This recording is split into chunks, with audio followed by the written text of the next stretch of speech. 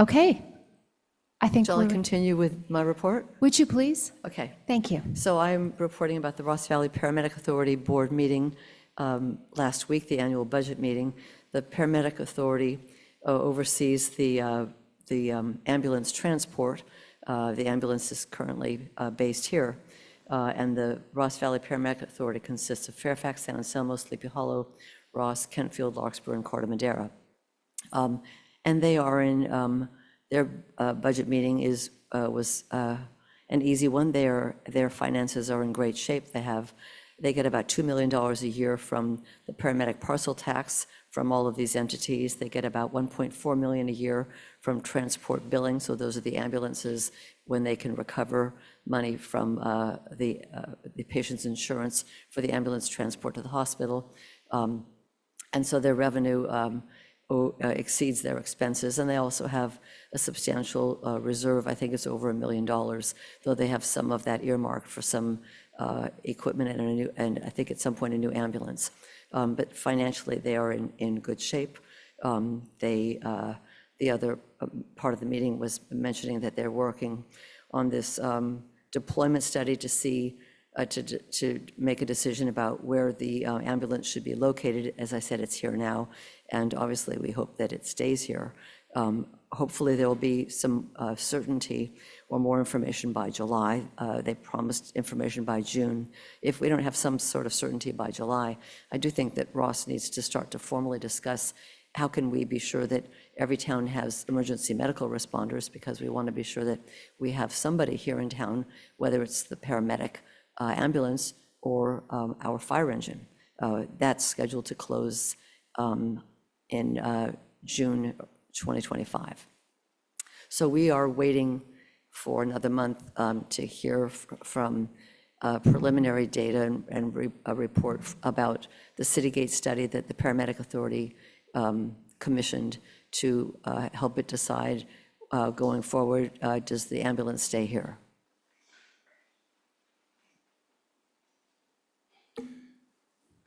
Councilmember McMillan. Thank you. Just wanted to report that I attended the San Rafael, San Anselmo Fuel Reduction Zone project today on behalf of Marin Wildfire with about 75 other people from Marin Fire, from San Rafael Fire, from Marin Wildfire, and lots of neighbors. And the good news is the Marin Wildfire Agency is making significant progress reducing the amount of fuel that is in that area, including eliminating many eucalyptus trees. And while we were there, 2 big eucalyptus trees were cut down, and we got to see them fall and got to hear them fall. So anyway, it was very exciting. Any other council member have a report? Okay, then I will add one quick report. I had the privilege of attending a student election ambassadors town hall at the Civic Center, where high school and college students were treated to a panel consisting of all of the, well, a representative from every town, mostly mayors, a few vice mayors, and a few, regular council members. It was a wonderful experience. I mean, the students were all very interested. They were able to ask us all questions. We first we were all asked 3 questions. And don't ask me what they were, I've already forgotten, but it was a great round table, and it was actually an opportunity for me to learn more about our fellow council members. They're doing some great things. And one of the things that impressed me the most was Mill Valley actually inviting school students to come into their council meetings to learn about government in coordination with local schools. That's something we might consider at some point. All right, well, if no one else has a report, we will go on to the next item, staff and community reports. Town Manager Johnson. Good evening, Mayor and council members. A few updates for you this evening. First, I'd like to thank the Town Council for your hard work to review the draft fiscal year ending 25 budget and for your participation in the April 25th budget workshop. I know it's a lot of hard work and I'm grateful for it. Staff is working to finalize the draft budget and prepare the various appropriation resolutions, et cetera, related to the budget for council consideration at your June 13th council meeting, 6 p.m. here. Please join Age Friendly Ross on Wednesday, May 8th from 10 a.m. to 11:30 a.m. at the Marin Art and Garden Center for a light breakfast and learn about a well-kept secret right in our backyard, which is the Emeritus Students College of Marin. I sometimes don't pronounce that word correctly. Emeritus Students College of Marin. This is a pioneer provider of lifelong learning in Marin County and beyond. There are no educational or financial requirements to participate, only a desire to learn, enjoy, and be involved. Please RSVP by May 6th, which is today, to Maureen Borthwick, Ross Recreation Manager, at agefriendly@townofross.org or by calling 415-453-6020. You can leave a message tonight. Ross Rec has also launched a new recreation registration software and website, which has been met with wide acclaim. www.rossrecreation.org. Might want to check it out. So I've got two really great pieces of good news I want to share with you. So you received an email about this, but it's worth repeating. Chief Pata is not with us this evening. However, I want to make sure that we acknowledge this enormous, fantastic award he has received.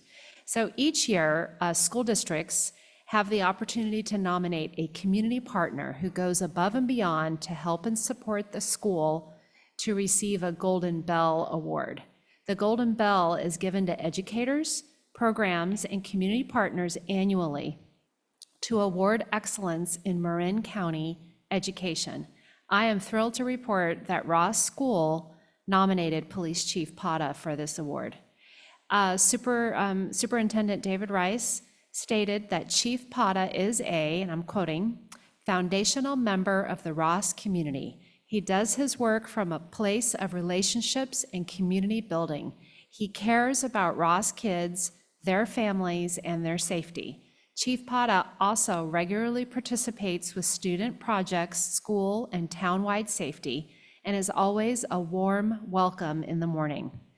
The ceremony where Chief Pata will receive his Golden Ball Award is May 23rd, 2024 at 4:30 p.m. at Dominican University in Angelica Hall. And I believe our Mayor Kircher is planning to attend and give Chief Pata that well-deserved recognition. So yes, if he was here, we could give him an applause, but he's not. So next time he's here, we'll have to do that. And then the last piece of great news, which you don't know about, and I'm stealing everybody's thunder here, but so as you know, later on your agenda, you have the Second Amendment to the town's six-cycle housing element on your agenda as item number 8. So at 4:21 p.m. this afternoon, I received a letter from the State of California Housing and Community Development Department staff stating that the Second Amendment to the housing element, that version that's on your agenda tonight, is in substantial compliance with state law. So that's something, it's a golden ticket. We've all been working on this for years, and big congratulations to our staff, which includes Ben and his colleague, Mary Wagner, and of course, Andrew Hill here, our excellent consultant in the council and the community. So this is really, really great news. And Andrew Hill, I'm sure we'll talk more about it during his presentation with Roberta on your agenda later on today. So I couldn't resist. That's it for me. Thank you. Okay, thanks for the great news, and a big thanks for everybody who worked on this. I mean, it was a long, difficult project, and what a relief. Thank you. Okay, next. Is anyone present for RPOA? Is there a report from RPOA? Yes. Someone in the audience? There's or somebody online. One Online, moment. all right, please. Alexandra? Hi, yes. Hi, Alex Hudson here from RPOA. A few updates for you all. Live on the Common, the last one was on April 19th. It was a Taylor Swift cover band. It was a huge success. We probably had about 1,000 attendees, and really want to shout out and give a special thanks to Elena Pataya for spearheading this event, as well as pretty much all the other Live on the Commons as well. She's been doing a fabulous job. Ross Auxiliary hosted Spring Dinner, formerly known as Winter Dinner, Saturday, April 20th. It's a really special event that was also successful, sold out with about 110 participants, and will be circulating photos this week. Post office lighting and electrical project we've been working on is on hold until the lease is signed. We also have new flower baskets, which were delivered on Friday the 3rd, and a new watering person. His name is Noel Funes. And then last update is a new table arrived at the post office, and special thanks to Tom Gaffney for spearheading that as well. So thank you. Thank you. All right, moving right along. Next item is the consent agenda, item 6. And so this is a matter where various matters will be voted on all as one motion unless any member of the council or the public wishes to have an item removed, in which case we'll discuss it separately. So let me inquire, does any member of the council wish to have an item removed for separate discussion? All right, no council member has indicated a desire to remove an item. How about any member of the public, either anyone in attendance or anyone on Zoom? All right, apparently no one is No raised objecting hands on Zoom. or asking for separate consideration. So do we have a motion? I'll make a motion to approve the consent agenda items A through L. Second. Mayor Pro Tem McMillan, Aye. Councilmember Dowling, Aye. Mayor Kircher, Aye. Councilmember Robbins, Aye. Councilmember Salter. Aye. Thank you. With a vote of 5, the motion passes. All right, next item is well, it's the first of 2 planning items. We'll start with item 7A, 51 Shady Lane, design review, a variance and town council consideration of resolution number 2415. So I'll start by mentioning that I'm recused from discussing this item because I live within 500 feet of the property. So I will step away.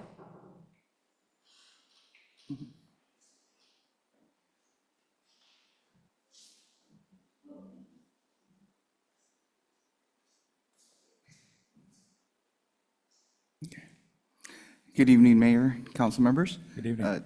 Tonight, the applicant at 51 Shady Lane is requesting approval for design review, a nonconformity permit, and a variance. The project is proposing to demolish the pool house on the property totaling 345 square feet and transferring the floor area to expand the rear side of the main house by adding an office to the primary bedroom in the upper level and the expand the kitchen and family room on the main level. The new additions will match the existing home to include a shingle roof, white painted windows, and cedar shingles painted light gray. The project will also relocate the existing pool to a new location further into the rear setback. The new pool will measure 16 feet by 43 feet. Other landscape improvements include a bluestone patio, a trellis, an outdoor fireplace, outdoor lighting, and a pervious driveway to access the existing covered parking. On April 16th, 2024, the ADR members supported the project.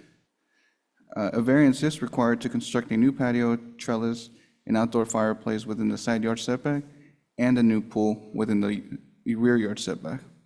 The project proposes to decrease impervious surface by 114 square feet. Tonight's public hearing is to consider adopting Resolution 2415 for design review, a nonconformity permit, and a variance. Thank you.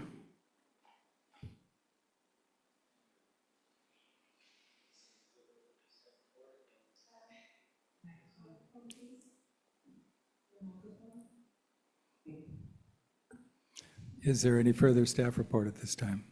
No. All right, thank you. Does any member of the council have questions for staff before we hear from the applicant? No questions. All right, next we'll hear from the applicant. So our procedure is that the applicant or applicant's representative has 15 minutes to present the project. You don't need to say anything. If you elect not to, you can stand on the staff report or feel free to use any portion or all of your 15 minutes. Do bear in mind that you do have the opportunity to rebut any opposition, if there is any, after we hear from the public. So you will have that no matter what. So if you wish to make a statement, go ahead, please use the microphone at the podium. We're just here to answer questions. I'm the architect, Barbara Chambers, and Michael Yandel, the landscape architect. We did meet with all the neighbors who were all supportive of the project as well, and I think you all had a chance to visit the site, so I don't really have anything to add. It's a simple application. Well, we just think it's a beautiful little addition to a sweet little property, great client, and we hope that you can support it and pass it as submitted. Thank you.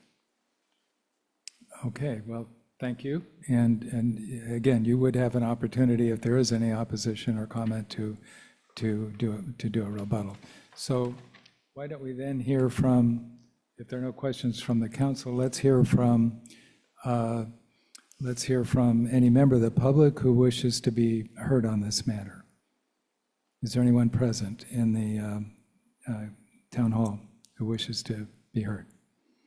Is there anyone on Zoom? There are no raised hands on Zoom. Well, then I guess you don't have anything to rebut. But Thank you. again, you have 5 minutes to close if you want, but I think you may not. Okay, that's fine. So we'll close the public hearing. We'll close the public hearing, bring this back to the council for discussion or any further questions of the staff.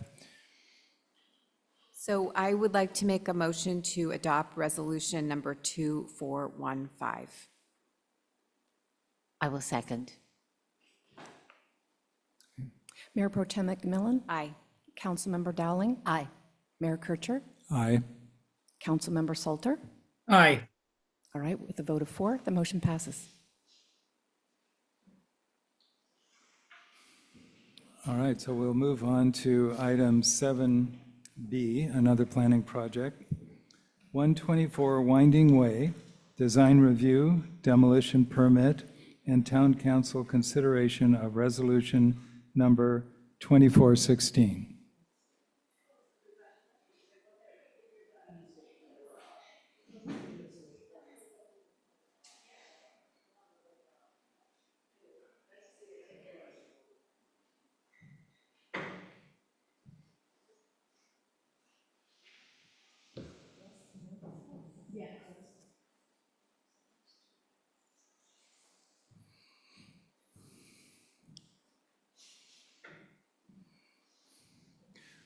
All right, Councilmember Robbins has rejoined us, and I just had announced that we are moving on to item 7B. So we'll hear from the staff. Yeah. The applicant at 124 Winding Way is requesting approval for design review and a demolition permit. The property owner request is a result of receiving notification from their home insurance policy carrier that their policy would not be renewed due to high fire risk. The project involves removing the existing wood siding and replacing it with stucco. On April 16th, 2024, the ADR members all supported the project, but suggested an earth tone color for the stucco. The owner and the applicant worked with staff and has chosen an earth tone color for the exterior house. A demolition permit is required to alter more than 25% of the exterior wall coverings of a residence. Tonight's public hearing is to consider adopting Resolution 2416, approving design review and a demolition permit. And in front of you tonight, we do have the stucco color. That concludes my presentation.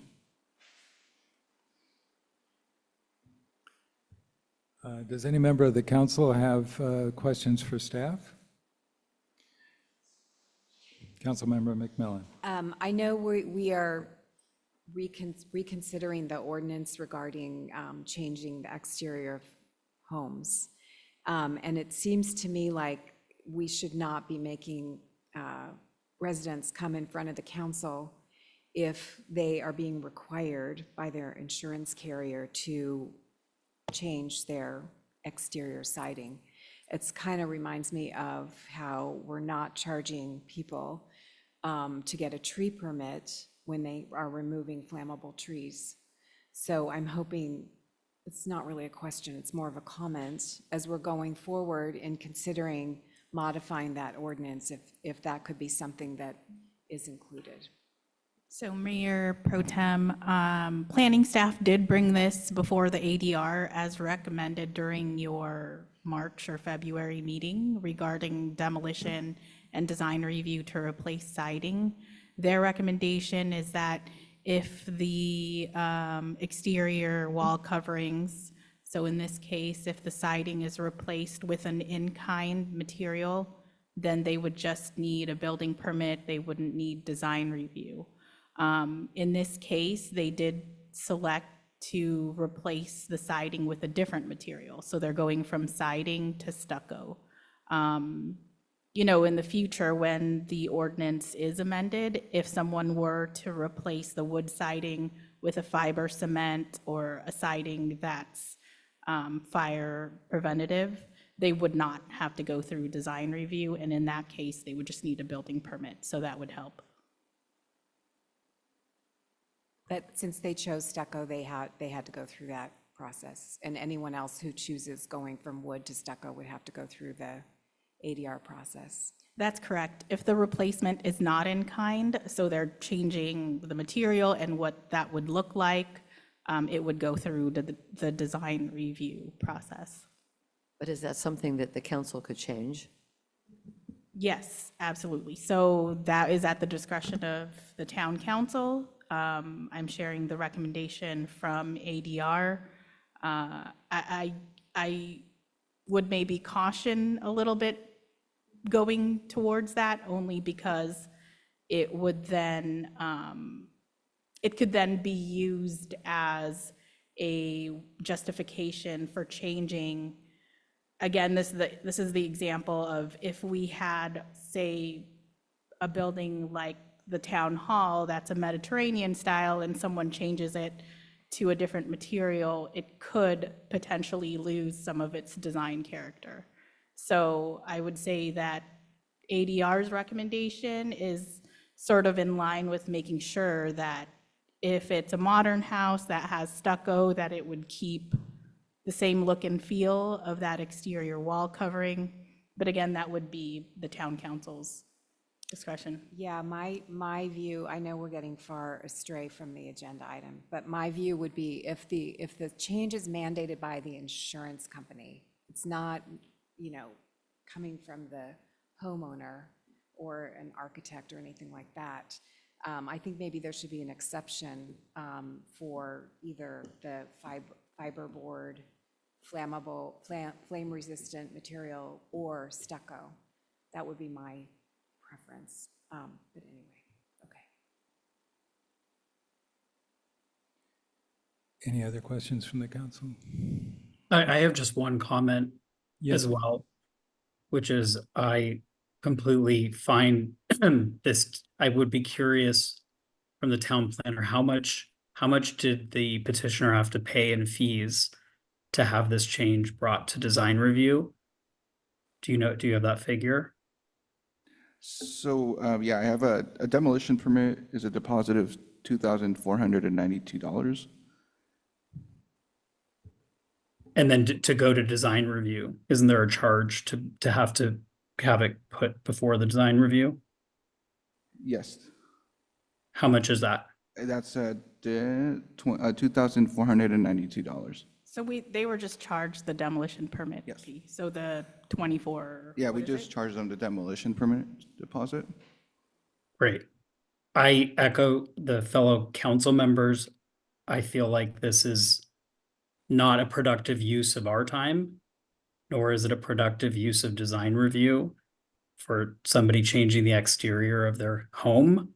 I don't know if you change the color of your home, if you're required to come to council and design review, but I think we need to find ways to lower the fees, lower the inhibitors to people to make small changes to their homes, and encourage the planning department to find ways to do that for the benefit of our residents.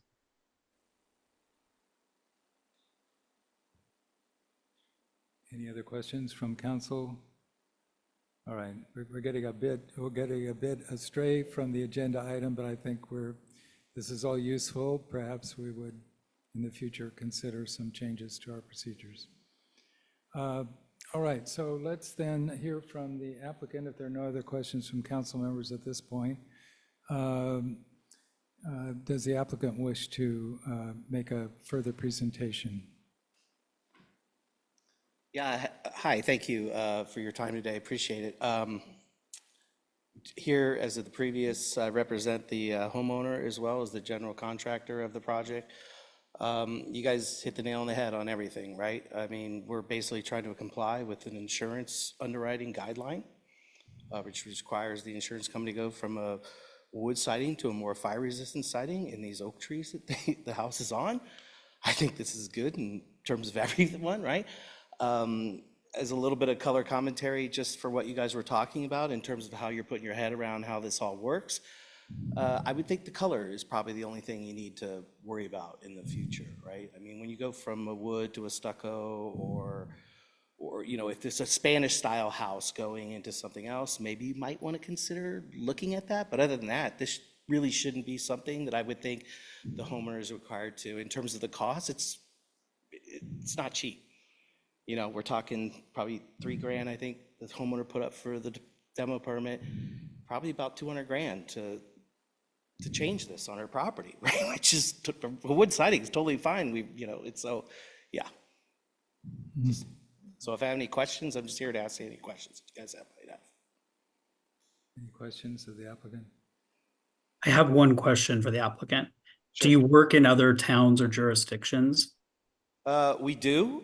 This is an interesting one. This is the first time that I've seen this one come across. This is Travelers Insurance. I have an insurance background as well. So it was really unusual for, and I'm surprised that other homeowners, because Travelers is a pretty large carrier, haven't come up and said, hey, we're not going to, basically they sent her a letter saying we're going to non-renew your homeowner's policy, which is worse for you guys, right? A homeowner with no homeowner's policy. Haven't come across it in other areas, but when we have to do it like in San Rafael and other areas, it's an over-the-counter demo permit. It's a couple $100. It's not really an issue. Most people get concerned about if you're going to change it from an off-white to purple, you know, which is understandable, right? Surely you don't want someone doing that, but in the grand scheme of things, this is actually improving the house, improving the value in the area, right? So, yeah, I mean, I hope that answers your question. Yeah, no, I was just wondering if we're going to see probably more of these come, if you've been seeing it in other jurisdictions. It's possible, right? It all depends on the carriers, whether, I mean, we have Allstate leaving, you got State Farm leaving. You have a lot of carriers leaving in this particular area because of the wildfire and all the problems. So it's possible you might have more homeowners doing this, and it's a cost to do it. You know, it's stucco, it's not inexpensive. So I wouldn't be surprised in the future if you had more property owners in your community saying, hey, I got a non-renew notice from Allstate or USAA or whoever saying, I need to change this thing or they're not going to non-renew it, which means that the homeowner has to go to a supplemental insurance company, which, by the way, is not the greatest of insurance if you've ever dealt with insurance companies and policies and stuff. So Thank you for your comments. yeah, I would caution the council with making it a difficult process to do this, because it really does put a hard, and then at the grand scheme of things, going to a non-fire retardant property benefits everybody. So, yeah. All right, if you're finished, thank you. I'm good. If there are any comments in opposition, which I doubt, but if there are, then you have another 5 minutes to address it, but My last 5 minutes question would be, if the council does approve this, how quickly can we get this done? Like, can I get this permit like tomorrow? So that I can get people working on this and get it done? It would be my only question. that's a question the council can't answer, but our staff can, so please Perfect. do contact them. You But can. for now, I'm going to ask if there is any public comment from anyone in the room or anyone on Zoom. No raised hands on Zoom.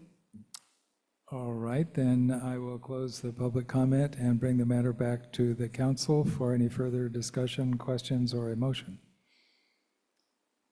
Councilmember Dowling.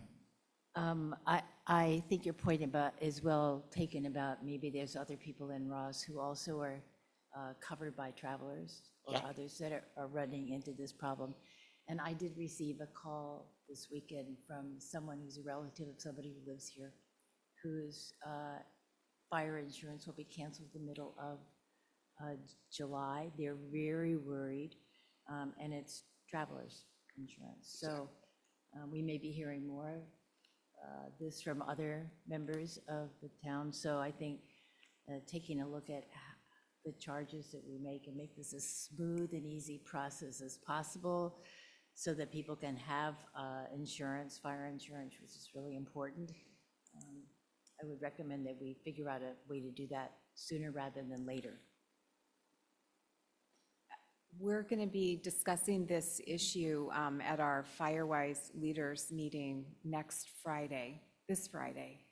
And I sent the staff report and the traveler's letter to it's Fire Safe Marin, and they've been keeping an eye on all the insurance issues. As far as I know, they were not aware of any other insurer in Marin being forced to change the siding. That's actually a generous thing to offer to an insured. Usually it's just like an automatic cancellation. So I think streamlining is really important, and doing it as soon as possible is also really important. And I think the point about how you don't need to come to the council if you're changing the color of your paint, there could be something similar for changing the color of your stucco, just to make it as fast and easy as possible. It's already a huge hardship to get that letter and to incur those costs when you don't even want to do those costs, but you have to have insurance and you don't want to go to the FAIR plan because that's a disaster. So with that, I'll make a motion. Real quick, if I could add one thing just for the council to know.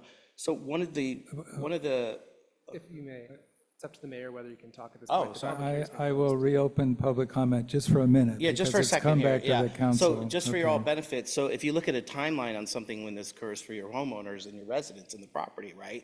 You could have the non-renew notice come in like in the 1st of May, and they're gonna non-renew you in June. So this homeowner has to figure out how to get this done within a 30-day period, and if they have to go through this process, which we had to beg travelers to give us an extension. That's it. All right, thanks. So I'll close public comment again, and just remind everyone that we do have a specific matter before us. I think it's a valuable conversation, but perhaps planning could expedite things, but an actual change might require future council action. I do think there is some urgency to this, given what we're hearing. So is there any further discussion of this item by council? Any further questions? I move we approve Resolution 2416. I second the motion. I'm sorry, who seconded? Terry, thank you. Mayor Pro Tem McMillan? Aye. Councilmember Dowling? Aye. Mayor Kircher? Aye. Councilmember Robbins? Aye. Councilmember Salter? Aye. Thank you. With a vote of 5, the motion passes.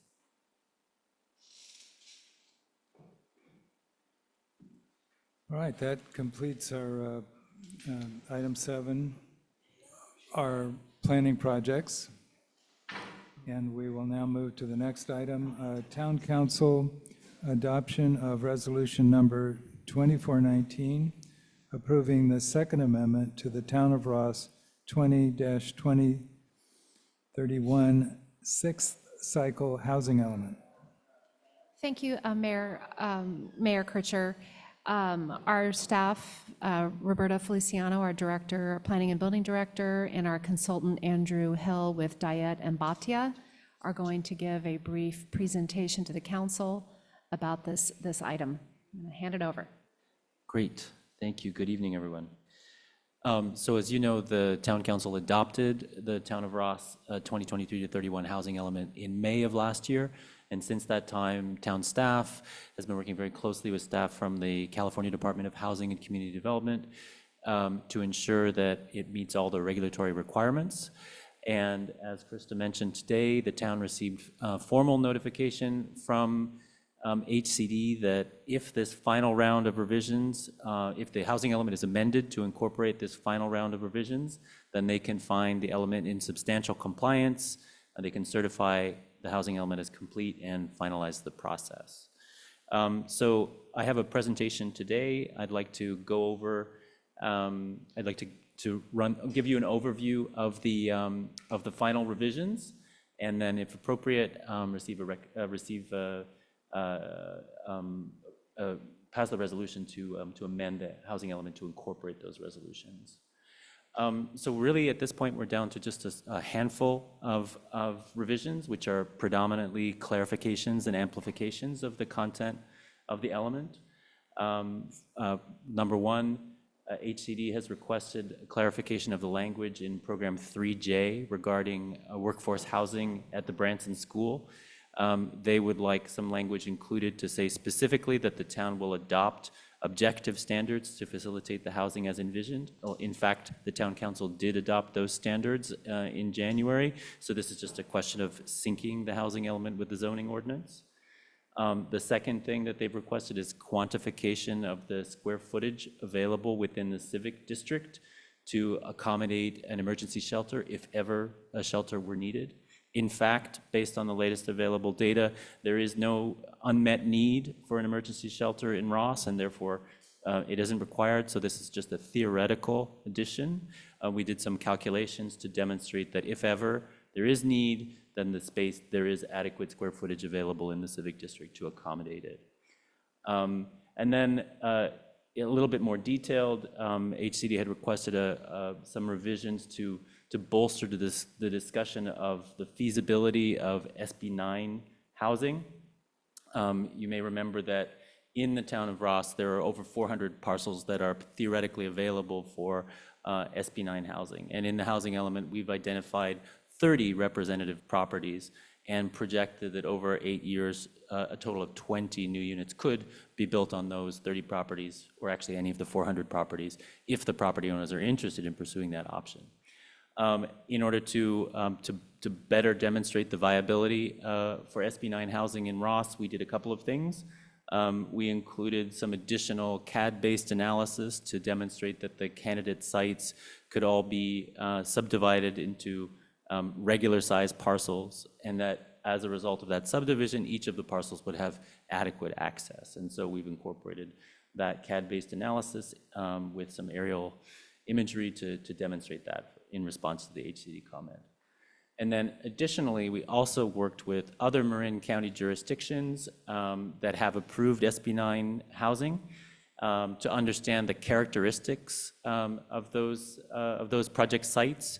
And so we've incorporated that information regarding the size of the properties, regarding the as-built FAR of those properties, in order to demonstrate that the 30 candidate parcels in Ross have substantially similar characteristics and are therefore viable candidates for SB 9 housing. So really, it's a very detailed look, just adding more to substantiate the findings of the analysis. Maybe the biggest item that HCD requested had to do with this term housing mobility, a little bit of a wonky term, but essentially Ross is located in a region that is designated as a racially concentrated area of affluence, meaning predominantly white population, predominantly high incomes. And so as a result, HCD is looking for the town to incorporate further actions that can create more opportunities for disadvantaged people to live in Ross. And this would go beyond the 41 units of lower income of housing required under RHNA, but create more potential options for those disadvantaged communities. And so in the current version that the town adopted in December, we had included a program about adopting a co-housing overlay. We took that program and expanded it to add 2 additional actions to address this comment. One of them is for the town to amend the SB 9 ordinance, which currently allows for up to 4 units of housing on one single-family property. The amendment would allow up to 6, but only if 2 of the 6 units were deed restricted to be affordable to lower income households in the future. And then the second item that's been added here is for the town to complete a nexus study and to adopt an affordable housing fee that would apply to new development or to substantial remodels, and that the funds generated from that fee could be put into an affordable housing fund that could be used to offset any financial incentives or that are offered for affordable housing in Ross. And so a quick note on environmental review. Since the town has certified housing element EIR last year, under CEQA, an addendum to a previously certified EIR may be prepared if there are some changes or additions necessary, but those changes would not result in new or substantially more adverse impacts than previously analyzed. That is the case. Since we are talking about clarifications and amplifications, a memo has been prepared to analyze and demonstrate this, and it's included in your packet tonight. And that will serve as an addendum to the previously certified EIR. A final note, in the letter that HCD sent today, they pointed out that if the town is relying on non-vacant sites for more than 50% of its lower income RHNA, then a certain finding needs to be included in the resolution. That is the case because the lower income housing is being planned on the Civic Center site and also the Branson School site. More than 50% of the units would be accommodated on those 2 sites, and therefore the resolution needs to clarify that the existing uses on those sites would not impede redevelopment. And we know this to be true because the town has committed to, as part of the Civic Center redevelopment, creating a partnership, through a partnership with a nonprofit, creating 9 units of affordable housing. So there's owner expressed interest. And the same is true at Branson. The school has expressed interest in building workforce housing, and therefore that demonstrates that the existing uses won't impede the construction of the housing. So that's a finding that needs to be included in the resolution in order to comply with state law. So that is a quick overview. I think in closing, I'd just like to say thank you to all the community members who contributed their input and came out to meetings and shared their input through surveys over the past couple of years. Thanks to staff for the collaboration and to council for the direction. And if appropriate, we hope that you can amend the housing element to incorporate these changes. Happy to answer any questions you might have. Thank you. Questions from council, comments, questions? Councilmember McMillan. When you were introducing this, you mentioned that we would be, what did you use the word substantial, and that worries me. Substantial compliance. Yeah, what does that mean? It means that all of the requirements of state law have been met. The town is substantially complying with all the requirements. So there's no chance that they're going to come back and say, well, we found something else. I don't mean to put you on the spot. So technically, what they do is they issue this letter of substantial compliance, and then they will follow up with a letter of certification. I don't know of a situation where they have reneged on that commitment, unless the jurisdiction has not adopted the housing element or has made some other change to the zoning that would undercut some of the commitments in the housing element. But as long as that's not the case, I don't believe that they won't certify.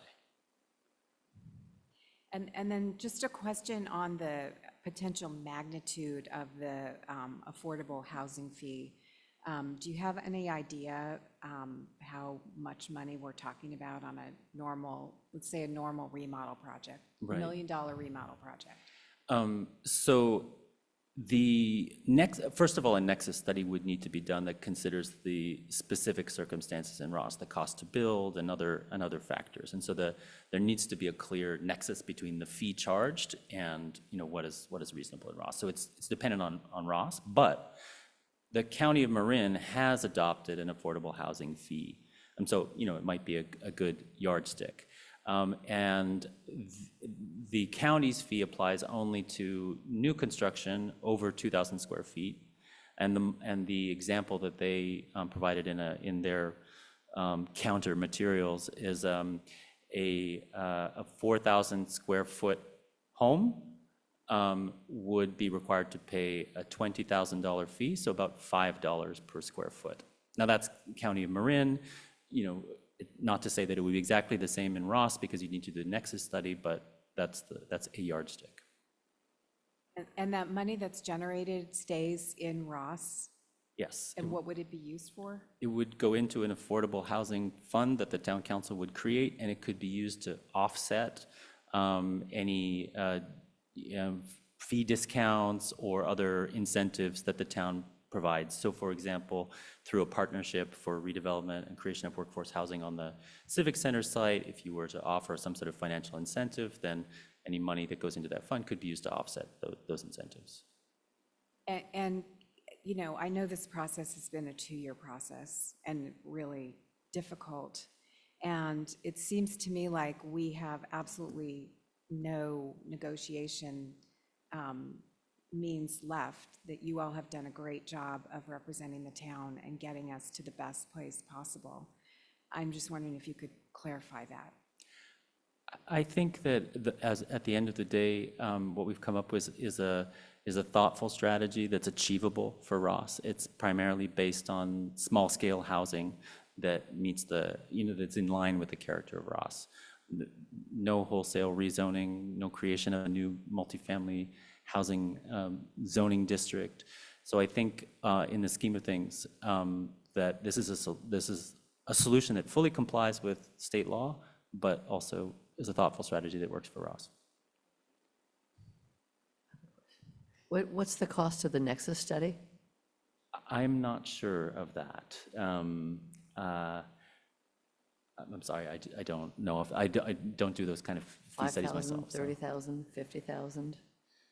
I don't think it would be that much, but Our fee study that we're about to embark on is going to be about in the $35,000 range. I asked this consultant if they could also include this fee, and the answer was no. It's very specialized, and they don't have the in-house expertise, and they actually prefer not to get involved in it. So I have not gone much further in figuring out how much a Is study it would something be. that a lot of towns are being asked to do? I hadn't really expected a study at the very end. It feels like they keep adding on things that weren't part of the original discussion. a lot of, as part of this housing element cycle, a lot of jurisdictions are adopting inclusionary zoning requirements, and so there's a lot of towns and cities that have to do a similar type of study. I'm happy to potentially introduce you to people who do this kind of study. I don't do it myself, so I don't have the numbers at my fingertips. Thank you, Andrew. Yeah, thank you. I guess we'll need that. Councilmember Dowling. Is there a timeline for when the study needs to be done? I think we put a date in the program. Let me just pull it up. I don't have my glasses. Can you see? I'm sorry. It just says, oh, okay, amend SB 9, adopt for Q4 of 2025. So Q4 of 2025. Okay. So not right away. Any other questions? Councilmember Salter, do you have any questions?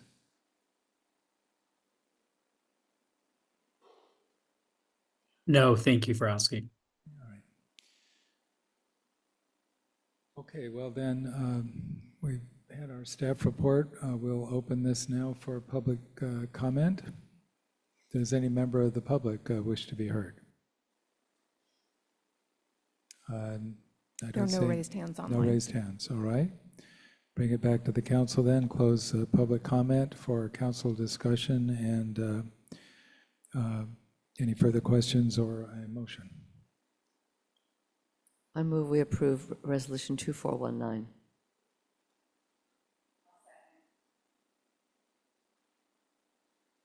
Mayor Pro Tem McMillan? Aye. Councilmember Dowling? Aye. Mayor Kircher? Aye? Councilmember Robbins? Aye. Councilmember Salter? Aye. Thank you, with a vote of 5.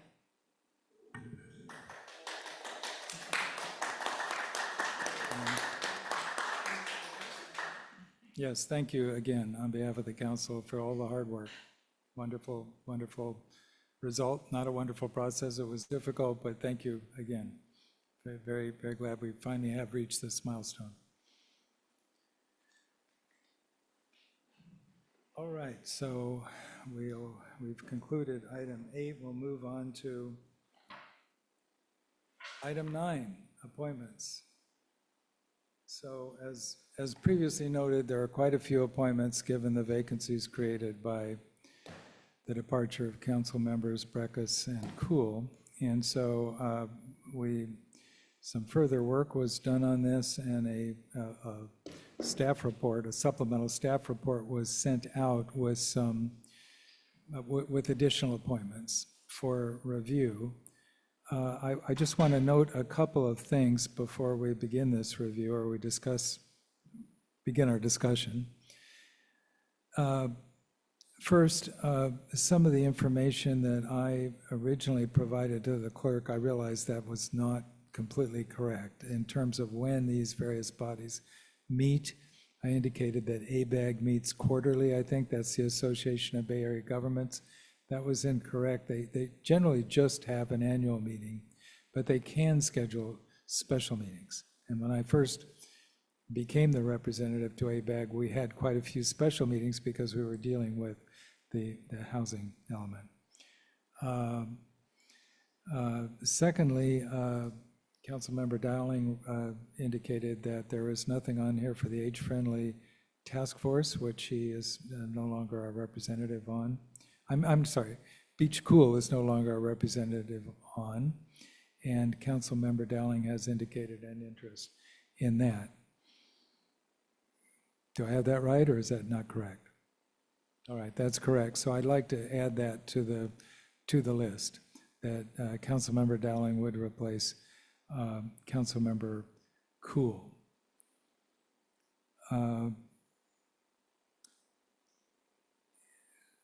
Well, I think that's it. Councilmember McMillan, did you have a suggestion for, was it Marin Can? No, it's right now on the document, but I did want to note that I had emailed Gil Fleitas on Thursday or Friday, just to confirm that he was interested in continuing on the Disco Ross Ready.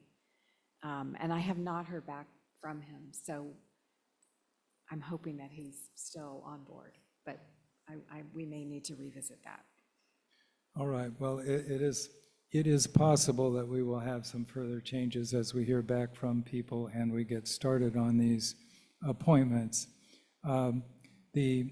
In general, the intention is that council members find things that they are comfortable with and want to contribute to the extent possible, because it does take a while to get up to speed on some of these. And so frequent changes sort of undercut the usefulness of that relationship. On the other hand, since we have so many appointments to make and 2 new council members, it is quite possible that we'll have some further changes down the road, with the goal of having this all settled as soon as possible. But this is, I mean, in my experience on the council, this is sort of unprecedented just because of the recent turnover we've had. So one way we could approach this is we just talk about what's on the list now. Is everybody comfortable with this? Anybody would like to discuss this further? Anybody want to make any further changes at this time? No? Ma- I'm sorry. Excuse me. Yes, Town Manager. Mayor Kircher, you know, I don't think that the council actually had a liaison to the age-friendly task force. At least it wasn't on the last handful of years. That doesn't mean you can't have one, but that's why it wasn't on your list, because it hasn't been on the list before. Since you started it, do you recall what I know the beach came, and we were so happy to have somebody from the town council, and he said he'll be the representative of the town. So it was most likely informal. But I Okay. think it's not a bad idea, Okay, because the task force is sort of solid at this point. sure. And it might make sense to have a formal council member on that task force. Okay, so the council will give us that direction this evening. Okay, and we'll be happy to add it to the list.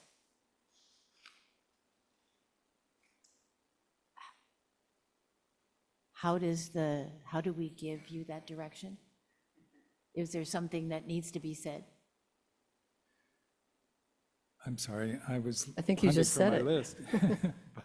Could we please have a formal representation of the council on the age-friendly task force? And I don't know who I'm Right, asking well, that of. I will, so the process is the mayor makes appointments / recommendations, all subject to ratification by the council. And so as mayor, I will appoint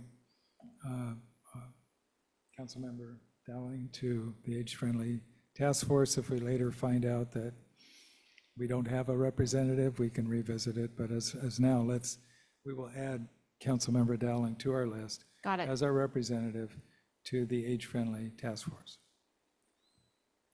Thank you. All right, any further discussion or comments? All right, I have one. yes, Councilmember Salter. I I have a proposal that I would like to become the alternate for the Ross Valley Fire Department Board of Directors. If Terry is willing to allow me, I would be happy to swap with her on the homeless committee and allow her to be the head person and I will be the alternate. I've been spending a lot of time reading through the fire issues. I think they're very important. I'd like to be able to attend the meetings and have some say in how we're going to deal with them going forward. All right, so the rationale on the homeless committee was that I do expect that the focus will shift from housing to homelessness, which is an element of housing and including affordable housing, which is why, Matt, I thought you might be. Oh, no, and I what I was proposing is Terry becomes the lead and I'm the alternate for homeless. So I'd still be involved, but I really have a passion right now for what's going on with our fire department. Okay, So it's up to you. Now, for the appointment for Terry to the fire board, was just already her existing experience in disaster preparedness and so forth. So that was the point of that. I personally would like to stay on because it does because of my interest and background in disaster preparedness, especially fires. I would like to stay on as the alternate. But I'm happy to work with Matt Yeah. closely. Okay, Joe? Yes. I think, this is an issue that the entire council is interested in, the allocation of how we pay for fire. So I think it's something that, when it's the appropriate time to discuss, we would all discuss it together. And so I don't think, Matt, by not being the alternate, it would preclude you from participating in that discussion when it's appropriate to have that discussion. Because that's a huge issue. Yeah, I mean, this will be an issue for the entire council. And I should add, representatives are there to represent Ross, and that means the council. The council ultimately determines the policy, not the representatives. All right, so any other changes or comments? One question about the Marin Sonoma Mosquito and Vector Control District. Are we going to advertise that that's an opening, or I think they said that we could rely on San Anselmo for representation. Do you have a feeling for how we're going to proceed with that? Well, we could, I think what we did before is we solicited interest, didn't we, letters of interest? I suppose we could do that, but the fallback would be to go with San Anselmo. Everyone knows there's no mosquitoes in Ross. Wrong, okay. Could we put something in the morning after, letting people know that this is an option, maybe describing a bit what the option really is? Through the mayor, yes, so the town clerk would do a recruitment, and we would use the morning after, an email blast, put up something up on the bulletin board by the post office, and provide the the applications or the interest from interested residents too. And then we would bring it back, as an agenda item for the council to make its appointment.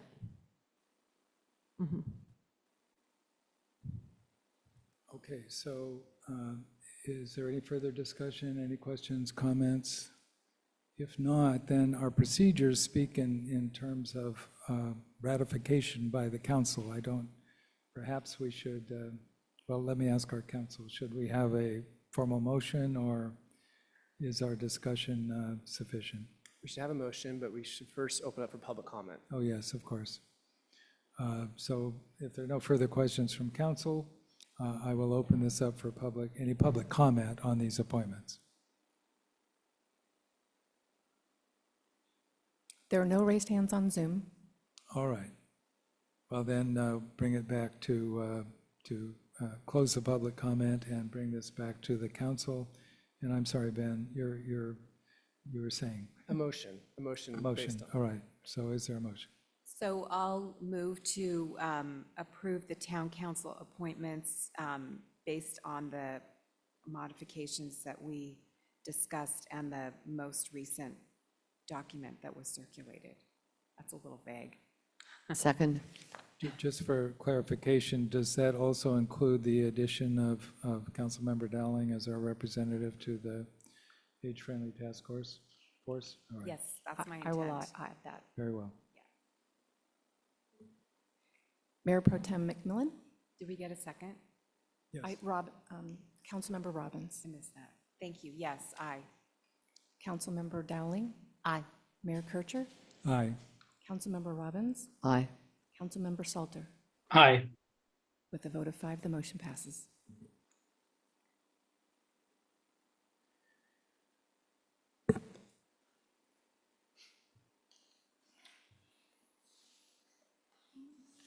All right, so that brings us to item 10. Council correspondence. Does anyone have any council correspondence that they've received that they care to mention?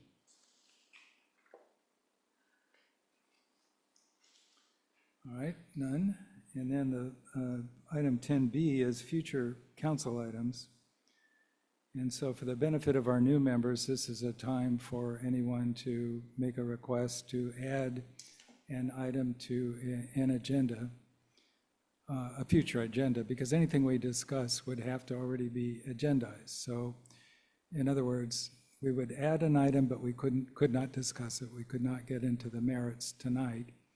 And under our procedures, if an item is added, it requires a second council member to join in.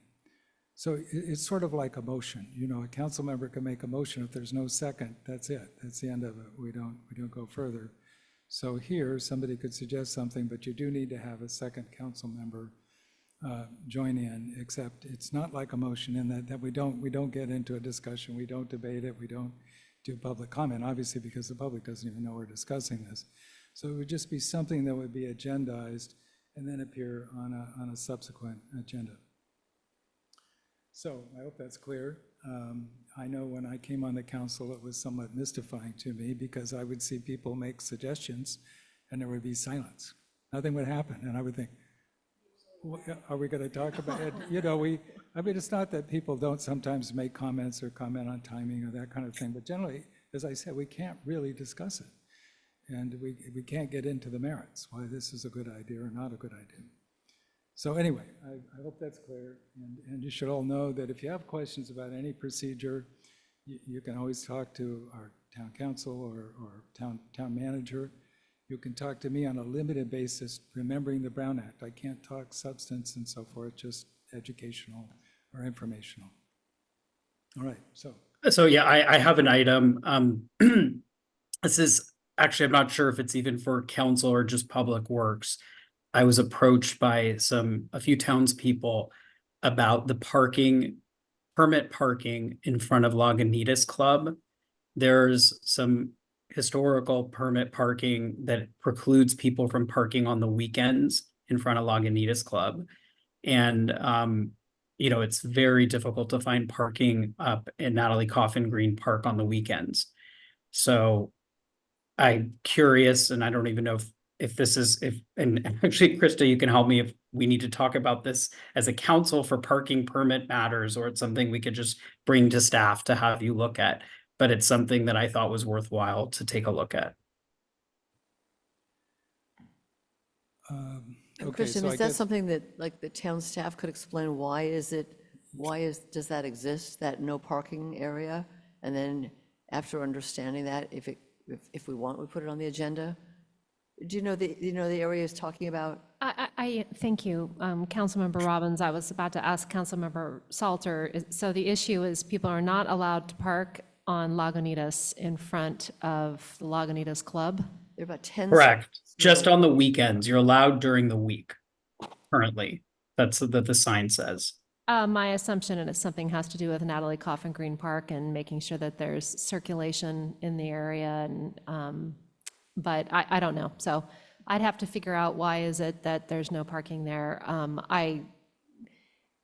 Permit programs are very time-consuming, time-intensive to do it. If that's what you're meaning, Councilmember Salter, about having a permit program?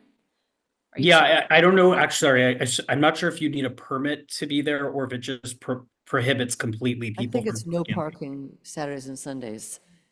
So you're Yeah. asking, Councilmember Salter, you're asking that people be allowed to park there on the weekends? Correct. Okay. So I will try to I could try to dig out why that went into effect. I don't know the answer.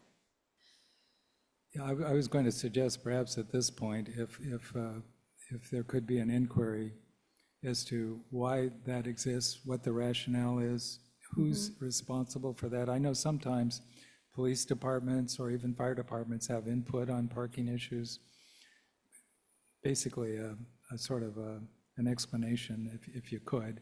And then, based on that explanation, if Councilmember Salter still feels that a change would be appropriate, and this is something that would require council discussion and action, then it could be agendized. Does that sound reasonable? I'm asking Councilmember Salter. Oh, I'm sorry. It's totally reasonable. Yeah. I'm sorry. I'm new, so I wasn't sure the process or whether it was.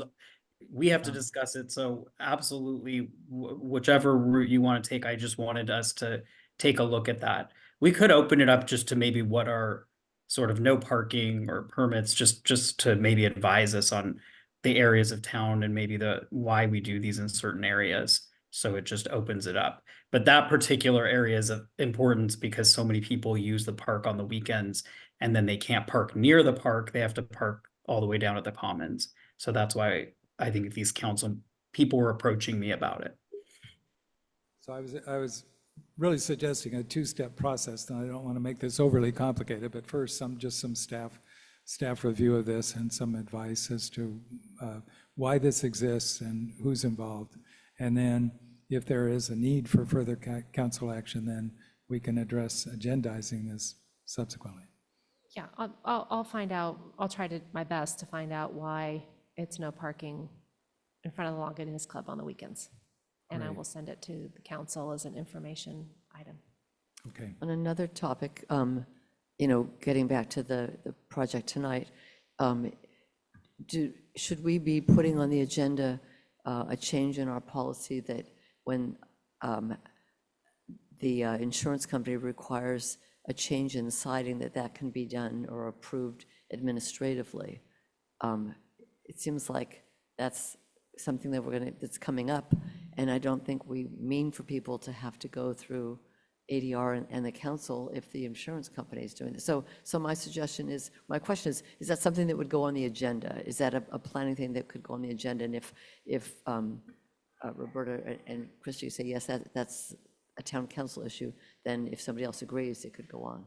So the issue of the demolition permits having to come to council, that was discussed by the council earlier this year. And it was directed that ADR be asked to opine on that. And that's what Roberta Feliciano was commenting on earlier. She took it to ADR. So now our task is to bring this topic back to the council. And so we can include, as part of the staff report, a discussion about what we believe are the pros and cons or the issues involved with what Mayor Pro Tem McMillan brought up. So we were planning on bringing back this issue of demolition to the council as follow-up to your agenda item from earlier this year. Okay. So it already has been voted on by the council and direction was provided. Okay, So you don't need to do it again. thank you. Councilmember Down. Piggybacking on what you said, Elizabeth, I don't know where this would fit, but I would think if we are talking about making some changes, making it easier for people, I'm wondering if we might want to think about and consider a workshop for residents who may be struggling with this and may not even come and let us know that they have a problem with their insurance. So just a workshop on, fire insurance workshop. Like what's going on? What are the issues? What are some ideas for resolving them?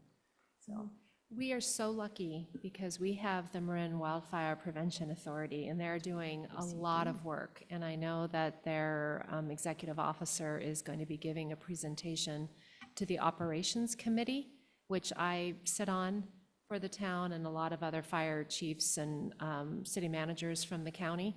So we're really looking forward. We're supposed to be getting a presentation from Mark Brown at a special meeting of the Ops Committee in June. And then it looks like our Mayor Pro Tem might want to add. Also, the public education for Marin wildfire is provided by Fire Safe Marin, and they are all over this issue too. I think, based on what Krista hears from the Ops Committee and Mark Brown, and what I hear from the Fire Safe Marin people, maybe we could have Mark and Rich Shortall or someone from Fire Safe Marin come and do a panel discussion about insurance. It's a moving target. There's tons of uncertainty. I just read today that one carrier is staying in California, but they're going to increase their rates by 15%, which is totally reasonable. But it is something that needs to be discussed, but I don't think it should be on a council agenda item. But a workshop might be interesting. how could we set up that workshop? So I mean, I'd be happy if there's interest of if the consensus of the council is to try to do some kind of enhanced public information. We can kind of do what we did last fall with our partners in Fire Safe Marin and the Firewise neighborhood, and do some kind of event here at Town Hall. It's not going to be right away, but we will do it as, so I'm just happy that we have some resources in Marin Wildfire that can help us put this together, so. I mean, it'd be nice if they had like an frequently asked questions when this comes up, because I don't think people will come to a workshop unless or until it's their problem. But if there's, you know, a website that the fire people have that says what to do when your insurance gets canceled, and there are a bunch of tips and maybe even a contact number, that could be even more effective than a workshop, because people are going to go there when they have a problem. Ross Valley Fire Department does have information on their website already about the insurance issue. And Fire Safe Marin does as well. Yeah, tons of information. We can also publicize that like in a morning after article. I think that's a good idea because I think not everybody will go to those other websites to get information. But if it comes through the morning after, we might reach more people. We could do a catchy headline like, having in trouble with your insurance? Here are some resources. I would just add that based on the legislative committee, and I didn't have anything concrete to report this time, but we are expecting big changes in the insurance market later this year as the pricing modeling changes quite a bit. And that will result in higher prices, but will hopefully avoid the cancellations. Much better to pay like 15 or 20% more than not be able to get insurance at all or have to go to the FAIR Plan. That's probably not till December we're going to see those changes. Okay, is that, if there's nothing else, we will go on then to open time for public expression, and this is limited to matters that are not on the agenda. Is there anyone present in the room? I don't see anyone. Do we have anyone on Zoom? No raised hands online. All right. Well, then it is my pleasure, my privilege to announce that we are adjourned. Wow. Each time I do this, I hit this a little harder. But Thank you.